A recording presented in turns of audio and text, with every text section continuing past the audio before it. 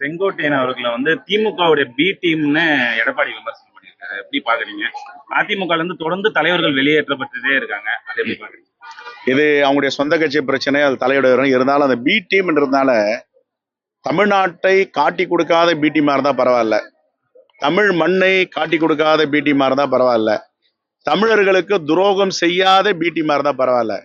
ஆனா தமிழ் மக்களுக்கும் தமிழ் மண்ணுக்கும் தமிழ் மாட்டுக்கும் துரோகம் செய்து கொண்டு பி டீமுக்காக யார் இருக்கிறார்கள்? டெல்லியில் உள்ளவர்களுக்கு யார் காவடி தூக்குகிறார்கள்? தமிழ்நாட்டு உரிமைகளை விட்டு கொடுத்தவர்கள் யார்?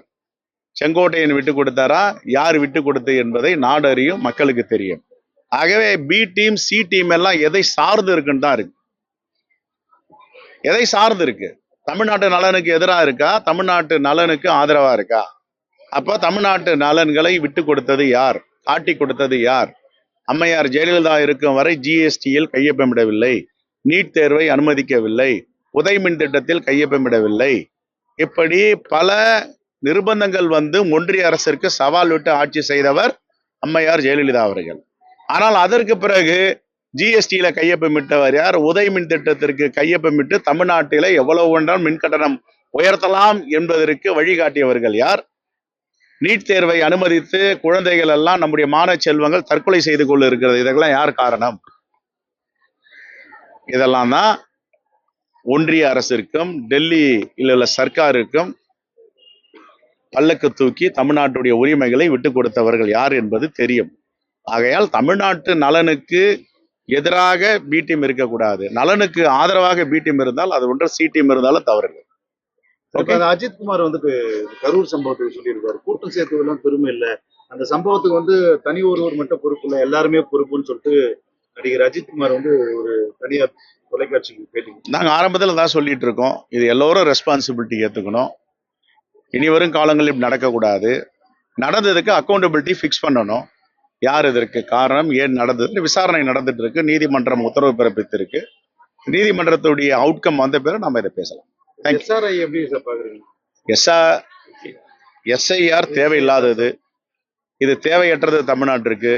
இது மிகப்பெரிய விபரீதத்தை ஏற்படுத்த போகிறது. குறிப்பாக ஸ்ரீபெரும்புதூர் தொகுதியெல்லாம் மிகப்பெரிய பாதிப்புக்கு உள்ளாக போகிறது. எங்கெங்கெல்லாம் புலம்பெயர்ந்த தொழிலாளர்கள் வசிக்கிறார்களோ அவர்களை திசை திருப்புவதற்கும் அவரை கையில் எடுத்து அரசியல் செய்வதற்கும் இது உதவ போகிறது. இறந்தவர்களுக்கு வாக்கு இருக்கும், உயிரோடு இருப்பவர்களுக்கு வாக்கு இருக்காது. 60 சதுர அடியில் 600 பேருக்கு வாக்கு சேகரிப்பார்கள். இதுதான் எஸ்ஐஆர். எஸ்ஐஆர் என்பது ஃபார்ம் 6, ஃபார்ம் 7, ஃபார்ம் 8. இதில் என்ன நிலைப்பாடு எடுக்க போகிறார்கள் என்பதை இன்னும் தெளிவுபடுத்தவில்லை.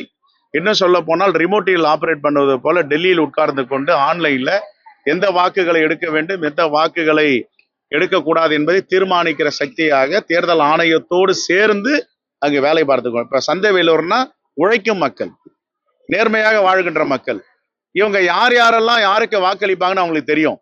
அவங்களுக்கு எதிராக வாக்களிக்கிறவங்களுடைய வாக்கெல்லாம் எடுத்துருவாங்க.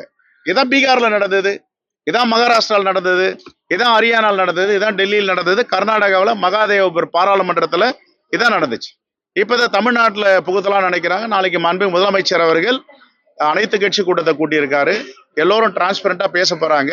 இது தேவையா, தேவையற்றதா, இதில் நலன் என்ன, பாதகம் என்ன, சாதகம் என்ன என்பதை பற்றி ஆராய்ந்து ஆலோசனை செய்ய இருக்கிறார்கள்.